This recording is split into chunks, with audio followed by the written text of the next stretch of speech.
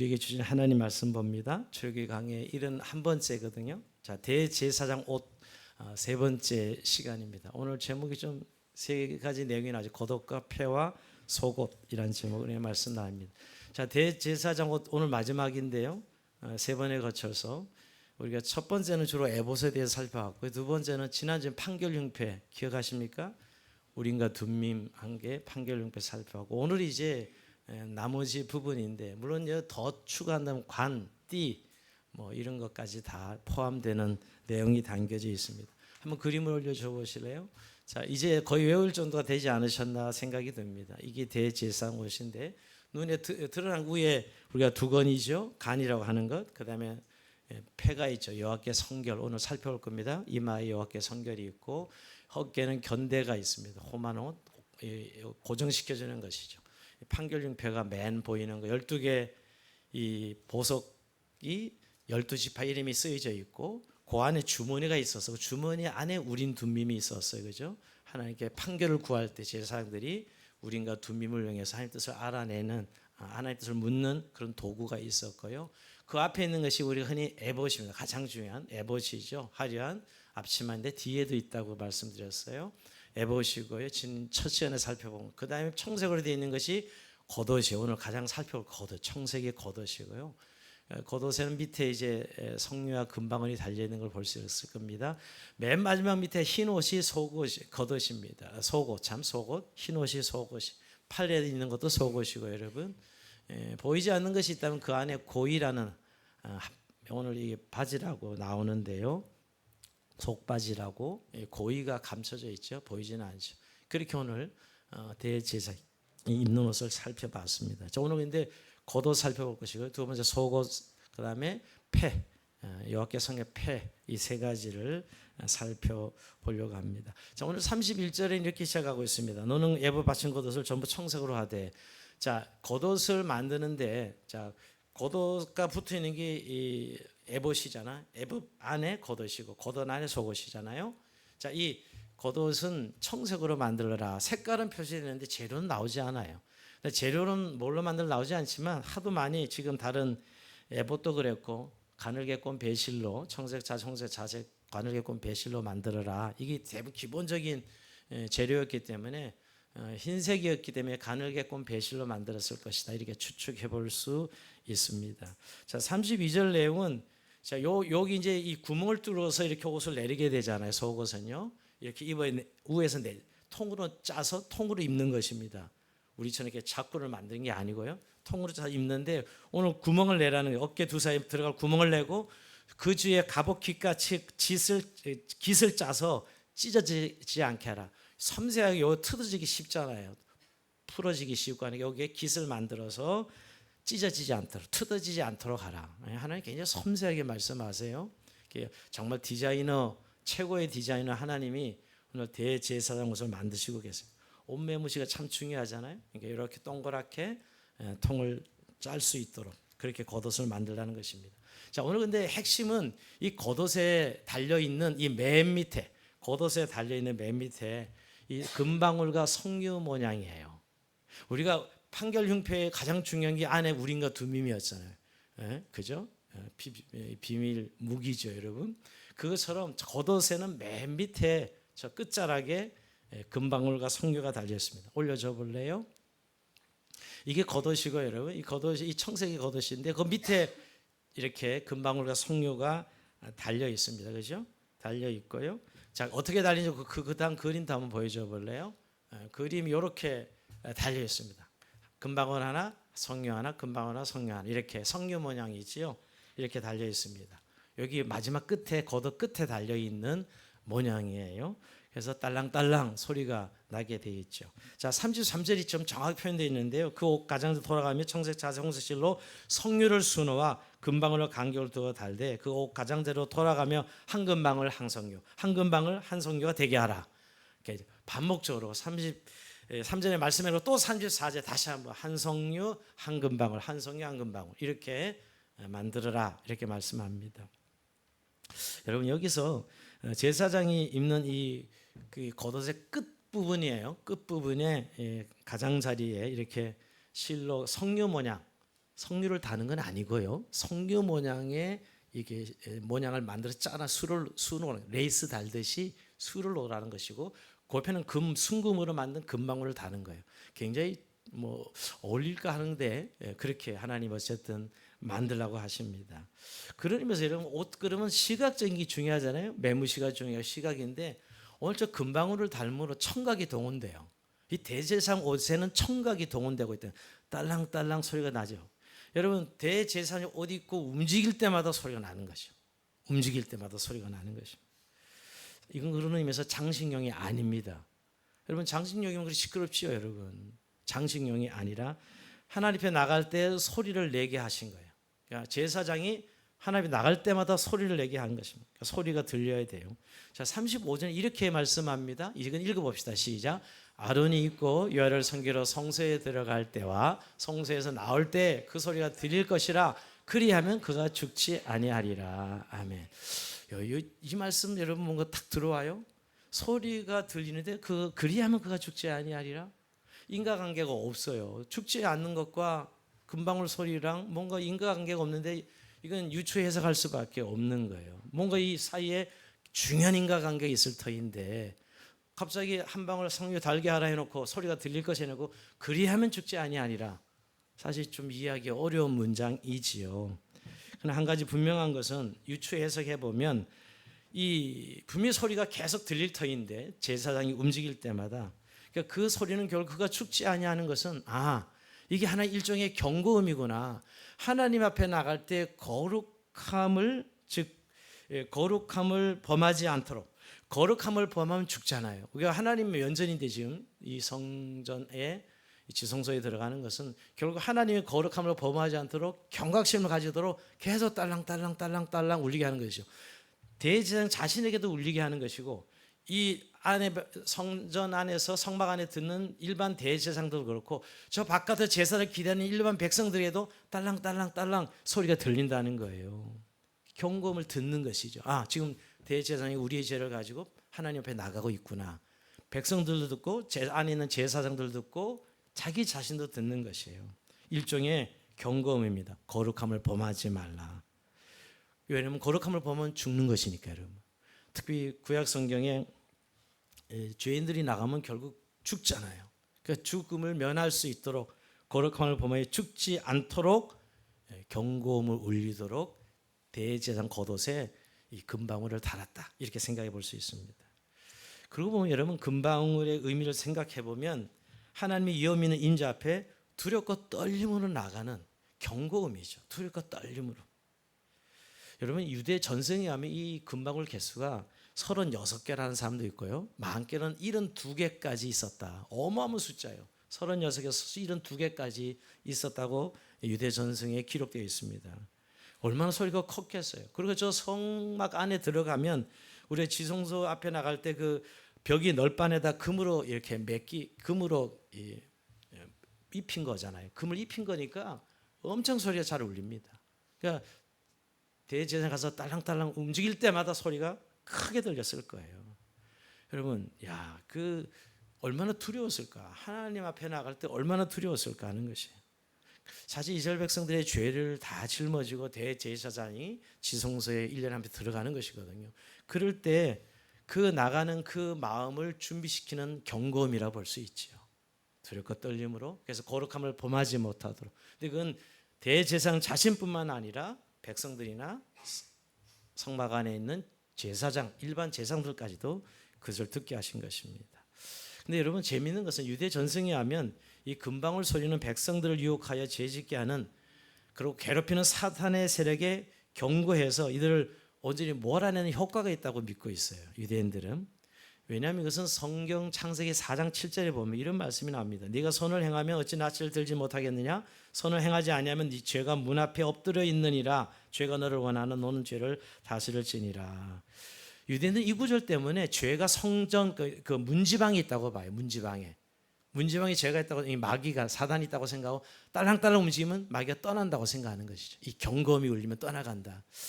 약간 우리 전통적인 어떤 이 무당들 재의식할 때도 방울 소리 내는 거 아셔요? 옛날 분들은 아는데 요즘 분들은 모르죠. 근데 그 마귀가 나간다는 어떤 그런 어떤 전통적인 그런 생각을 가지고 있다는 거예요. 그러니까 문지방을 드나들 때 죄의 유혹이 엎드려 숨어 있다고 보는 것이죠. 이 창세기 4장처럼 누구한테 하는 말씀이 하나님이 오늘 이 하나님이 가인의 제사는 안 받으시고 아벨의 제사를 받으셨잖아요. 그런데 너무너무 동생이 미운 것이죠. 동생이 죽도록 미워할 때 하나님이 경고의 말씀을 주신 것입니다. 죄가 너 문지방 앞에 엎드려 잠복하고 있다. 죄가 너를 원하지만 넌 넘어지지 말고 다스리라 이렇게 말씀하시는 것이지요. 그러니까 그런 의미에서 오늘 대제사장이 하나님의 임재 앞에 금방울 소리를 내며 나갈 때 그 우리 안에 있는 마음에 어떤 유혹의 마음과 죄를 탐닉하는 세력이 떠나가는 그런 효과, 그걸 생각해 볼 수 있어요. 그 방울 소리에 죄가 떠나고 어둠이 떠나가는 그런 경고음의 소리를 생각해 볼 수, 그렇게 해석해 볼 수 있다는 것이에요. 또 한 가지는 여러분, 더 풍성하게 이해해 보면 석류의 석류. 왜 하필 석류 모양의 술을 놓으라 그랬을까? 그 많은 과일이 있는데 왜 석류 모양이지? 근데 석류가 성경에 보면 민수기나 아가서에 보면 다산, 여러분 석류 쫙 쪼개면 안에 엄청 많은 그 씨앗이 들어 있잖아요. 다산을 의미하고 풍요로움을 의미해요. 요새 석류 좋아하는 분들 많죠. 건강 음료해서 뭐 석류 많이 드시잖아요. 근데 이 석류 이 과일을 석류 모양으로 만들라는 것은 그 다산과 풍요로움이고 또 하나님의 말씀을 의미하게 돼요. 하나님의 율법을 의미하기도 한다고요. 그러니까 어떻게 보면 금방울과 석류 모양의 열매가 부딪히며 소리 내는 것, 이것은 굉장히 제사장 역할과 관련했는데 제사장이 제사만 드리는 것이 아니라 하나님의 말씀을 가르치고 하나님의 말씀을 선포하는 그런 일도 하잖아요. 그러니까 제사장의 말씀을 연구해서 말씀 안에 감추인 보석 같이 귀한 의미를 파내서 백성들에 들려주는 의미의 딸랑딸랑딸랑 소리의 의미가 있다는 거예요. 그러니까 금방울 하나에 성령 하나씩 매다는 것은 하나님 말씀 한 장 한 구절에 감춰진 귀한 보화를 충분히 꺼내어서 들리게 하라는 것이죠. 그러니까 하나님 앞에 나갈 때 그 말씀의 소리가 들려야 된다는 거예요. 여러분 그러고 보면 여러분 제사장이 살아있다면 소리는 울리는 거예요. 움직일 때마다 방울은 울리는 거니까. 근데 제사장이 죽으면 방울 소리는 울리지 않아요. 죽은 거죠, 여러분. 그러니까 사실은 이런 의미에서 방울 소리가 울린다는 것은 말씀이 살아있는 것이고 방울 소리가 울리지 않는 건 말씀이 죽어 있는 것이죠. 이게 말씀과 관련이 있는 거예요. 방울 소리, 경고 소리가 단순히 이 소리로서만 아니라 말씀을 의미한다는 거예요. 그래서 요즘 계속 우리가 자면서 볼 때마다 명철의 이 지혜의 말씀을 들을지어다 계속 그 지혜의 말씀을 들으라는 경고를 계속 하죠, 여러분. 그거 동일한 것입니다. 결국 대제사장이 제사 업무를 볼 때 이 경고음을 울려서 하나님 앞에 겸손하게 나가는 그런 거룩하게 나가는 그런 의미와 제사장이 가진 직무 속에 말씀의 의미를 나누는 의미에서 말씀이 살아있을 때 소리가 나고 말씀이 죽었으면 들리지 않는 그런 의미를 통해서 그야말로 우리 신약으로 말하면 말씀의 소리요 복음을 전하는 소리죠. 우리가 누가복음 3장 4절에 보면 외치는 자의 소리가 있어 이르되 그러는데 그 소리와 구약의 이 소리 같은 의미를 단어를 쓰고 있다고요. 그 소리죠. 말씀의 소리, 복음의 소리, 딸랑딸랑딸랑이죠. 종의 소리가 아니고요. 딸랑딸랑 말씀의 소리입니다. 들을 수 있도록 이런 의미가 이 겉옷에 달리는 석류 모양의 수놓음과 금방울에 담긴 의미라고 생각해 볼 수 있습니다. 자, 그런 의미에서 우림과 둠밈이 판결문 표현에 있듯이 이 비밀 무기였지요. 겉옷에 달려 있는 금방울과 석류가 그런 비밀 무기라는 것. 대제사장 옷에 있는 비밀이라고 볼 수 있습니다. 자, 이제 두 번째 이제 펜데요. 자, 우리가 위에 이렇게 이 간이죠. 간을 쓰고 그다음에 여기 이마에다가 패를 만듭니다. 자, 36절에 보면 너는 또 순금으로 패를 만들어 도장을 새기는 법으로 그의 새기되 여호와께 성결이라 하고. 자, 여기 이제 여기 패는 순금으로도 여호와께 성결 도장 새기듯이 새기라는 거예요. 계속 여기 판결문에 새기는 것도 그렇고 여기 호마노 견대에 새기는 것도 똑같이 도장 새기는 방법으로 여호와께 성결 히브리어 쓰라는 것이지요. 그리고 그 패를 청색 끈으로 묶으라. 예, 고정하라는 거죠. 청색 끈을 묶으라는 거예요. 한번 보여줘 볼래요? 이걸로 보세요. 저 터빈 두건을 간을 청색으로 표현하는 사람도 있고 흰색으로 표현하는 사람도 있습니다. 성경의 색깔이 뭐라고 나오지는 않으니까 우리 다 흰색으로 봤죠? 여긴 청색으로 표현되는데 이 이마에 순금으로 만든 여호와께 성결하고 끈으로 묶어져 있어요. 뒤에 그렇게 청색 끈으로 묶어라 이렇게 표현되어 있죠. 이게 오늘 지금 우리가 폐, 순금 폐 이렇게 볼 수가 있습니다.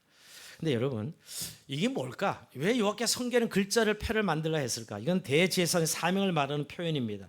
제사장은 하나님께 거룩한 제사를 드려야 할 사람이기에 하나님 앞에 마음과 생각을 성결히 지켜야 되는 것이죠. 또 하나님께 드린 제사가 거룩한 제사가 되도록 준비해서 드려야 되기 때문에 더 나아가서 이스라엘 대표하는 대제사장 아닙니까?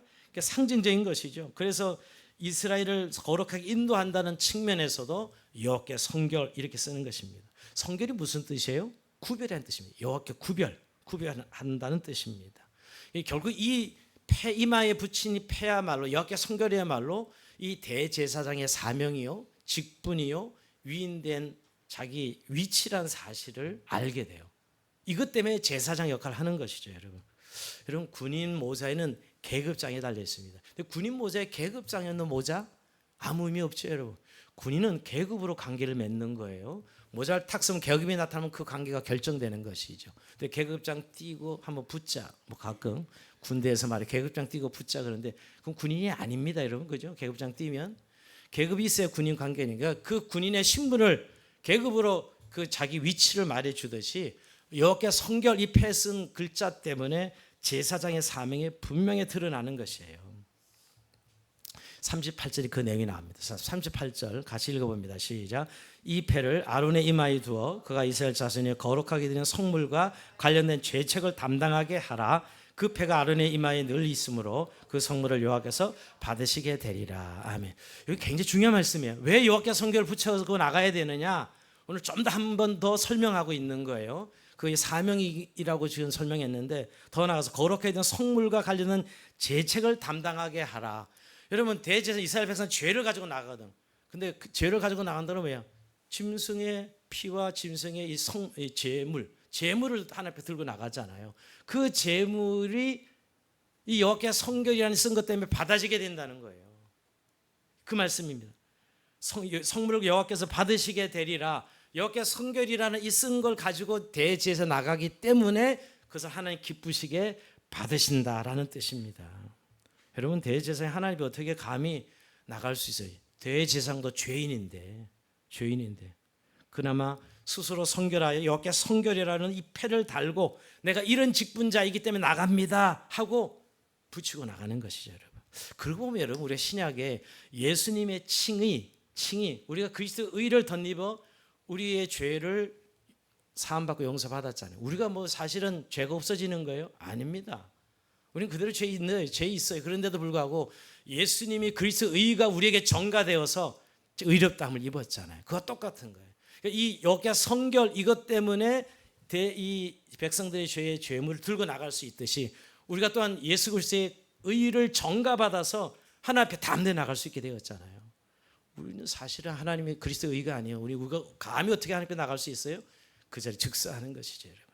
오늘 구약으로 말하면 말이에요. 결국 이거 똑같아요. 그리스도의 십자가로 말미암아 하나님께서 우리를 기쁘게 받으시는 것처럼 대제사장 여호와께 성결한 이 패 때문에 죄인들의 죄물을 기쁘게 받으신다는 것이 오늘 38절의 말씀입니다. 그러고 보면 여러분 결국 대제사장은 이스라엘 백성들의 죄를 짊어지고 그 짊어진 죄물을 들고 앞에 나가는 사람이다 하고 이렇게 우리 생각해 볼 수가 있는 것이죠. 결국 여호와께 성결이라는 이 글자 때문에 그 이름 때문에 받으시는 것이에요.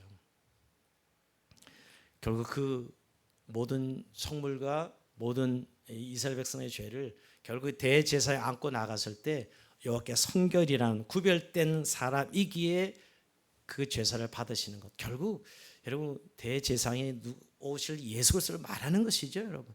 대제사장 오신 예수 그리스도가 우리를 의롭다 하시는 이 그리스도 의를 들고 주님 앞에 나가 모든 백성들 용서함 받게 하는 것 동일한 모습으로 오늘 여호와께 성결한 패가 그렇게 쓰임 받고 있다고 오늘 38절에 구체적으로 말씀하고 있습니다.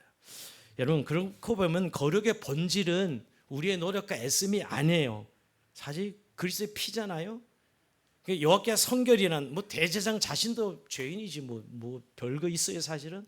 그런데 여호와께 성결한 패를 들고 난 구별된 사람이란 그 하나님 앞에 이임받은 직분을 가지고 나가는 것이죠. 그래서 거룩한 제사를 드릴 수 있게 하시는 것입니다. 그런 의미에서 대제사장 이걸 쓸 때마다 얼마나 두렵고 떨림으로 하나님 앞에 나갔을까? 자신의 위치, 자신의 직책, 자기가 위임받은 백성들이 죄를 들고 나가면서 얼마나 하나님 앞에 두렵고 떨리며 나갔을까 하는 생각을 해보게 됩니다. 그래서 거룩한 모든 것을 준비해서 하나님 앞에 나가게 되는 것이, 이게 오늘 폐의 단계 가장 중요한 이유입니다. 말씀입니다. 자, 세 번째 이제 반포 속옷입니다. 고의죠. 자, 39절에 보면 너는 가는 배시로 반포 속옷을 짜고, 이 반포 속옷이 오늘 겉옷 청색 말고 안에 흰색으로 된 겉옷을, 속옷을 말하는 것입니다. 청색은 겉옷이고 여기 팔에 나타난 이 흰색이 이 속옷입니다. 속옷 한번 보여줘 볼래요? 이거예요. 여우의 청색 겉옷을 입는 것이죠, 여러분. 가장 몸에 닿는 옷이에요. 몸에 닿는 부분이에요.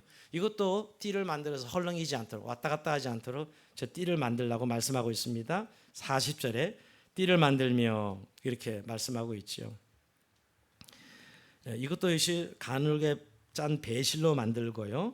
물론 흰색이고요. 소매는 손목까지 내려오고 발꿈치까지 가장 길게 내려와요. 가장 길게 안 보이도록. 이 목적은 살이 보이지 않도록 하는데 목적이 있어요. 그래서 이 속옷은 팔도 다 가리고 발도 밑에 발만 놔두고 다 가리게 돼 있어요. 다 가리는 옷이 속옷이다라는 것이죠. 그리고 여기서 이제 하나 더 들어, 그 안에 하체를 가리는 옷을 여기 오늘 속바지라 나옵니다. 속바지. 자, 42절 볼까요? 또 그들을 위하여 배로 속바지를 만들어 허리에서부터 두 넓적다리까지 이르게 하여 하체를 가리게 하라. 이게 속바지인데 우리가 뭐라 표현했죠? 고의라고 표현했어요. 고의죠. 그야말로 이거는 부끄러움을 가리는, 가장 하체를 드러나지 않는 가리는 부분이 바로 고의라는 이 속바지 옷입니다. 하나님은 이 고의를 만들어서 대제 하체를 가리도록 했습니다. 여러분, 제사장의 복장이 굉장히 겉에서 볼 때 화려하지만 제사를 드리러 올라갈 때가 있죠. 번제단이 높잖아요. 번제단이 올라가면 이 흙둔도로 올라갈 때 혹여나 바람이 불면 겉옷이 하체가 드러날 가능성이 없지 않아 있습니다. 저것도 밑에가 다 내리긴 했지만, 그래서 혹시 바람에 날려서 밑에가 보이면 속옷으로 가릴 수 있도록 속옷을 입게 한 것이죠. 여러분, 그러면 하체가 드러나는 것은 하나님의 죄를 짓는 것이에요. 구약의 관점에서 보면 하체가 드러나는 것은 죄를 짓는 것이죠. 이것은 근데 굉장히 이 가나안에 있었던 종교가 있었잖아요. 바알과 아세라. 바알과 아세라 제사장들은 치마만 입고 하체를 가리지 않았어요. 음란한 제사 행위였어요. 왜냐하면 바알과 아세라가 농경신인데 비신이잖아요. 어떻게 비를 내리게 하냐면 바알과 아세라가 성적인 행위를 해야 비를 내린다. 이래서 바알과 아세라 제사장들은 이 제의를 하다가 성행위를 하기도 했습니다. 그래서 우상숭배 그렇게 하는 싫어했던 것이에요. 그들은 뭐 겉에 두르긴 했지만 하체가 다 드러나거든요. 속바지를 안 입는 것이죠.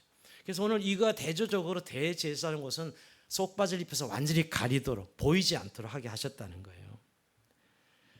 사실 이것은 하나님이 나를 보고 계시지 않는다고 생각할 때 가장 쉽게 노출되고 공격받을 수 있는 죄의 유혹 중 하나가 성적인 충동이죠. 그러니까 제사장은 하나님 앞에서, 그리고 동료 제사장 앞에 항상 속바지를 입어서 서로를 위하여 자신의 속을 잘 가려야 됩니다.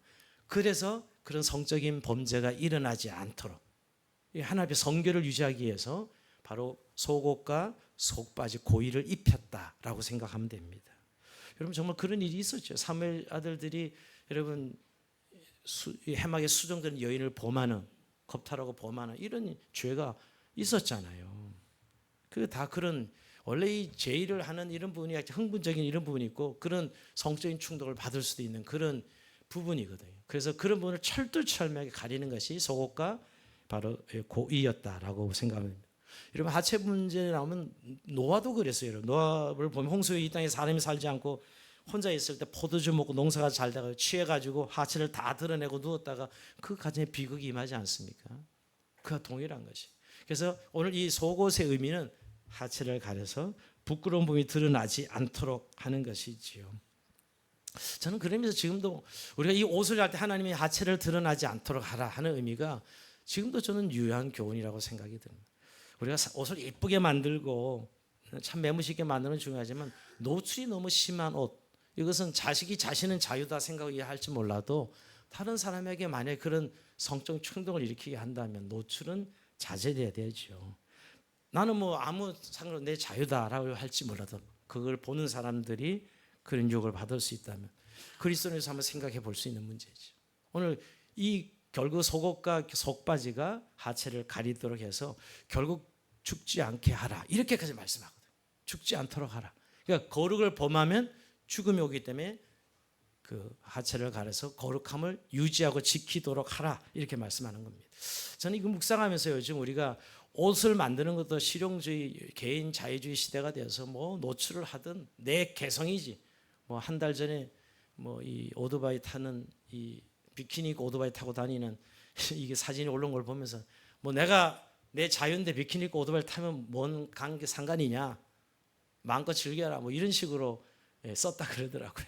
그래서 기가 막혀서 참 자기 자신의 자유만 주장하고 어떤 그 본질적인 것만 너무 추구하는 오늘의 시대에 나타나는 이 후유증이라는 생각이 됩니다. 여러분 우리가 형식에는 내용을 담고 있어야 되죠. 그러니까 형식이 내용이 중요하지만 형식도 중요해요. 우리가 예배는 형식이 없이 어째 예배를 드려요.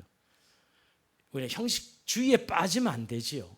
형식 내용을 놓고 형식만 있으면 말도 안 되는 거지만 형식은 있어야 돼요. 요즘 너무 자유시대가 돼서 앞으로 점점 이런 문제가 계속될 것 같아요. 교회도 자꾸 형식을 깨자 그래요. 틀을 깨자 그랬습니다. 물론 본질을 살려내기 위해서 형식을 깨면 깨야 되죠. 본질이 잘 살려내기 위해서. 본질은 없고 그냥 내용은 없고 형식만 번질하게 있다면 그건 깨버려야 됩니다. 그러나 여러분 분명히 내용을 담아야 될 형식이 있어야 되잖아요.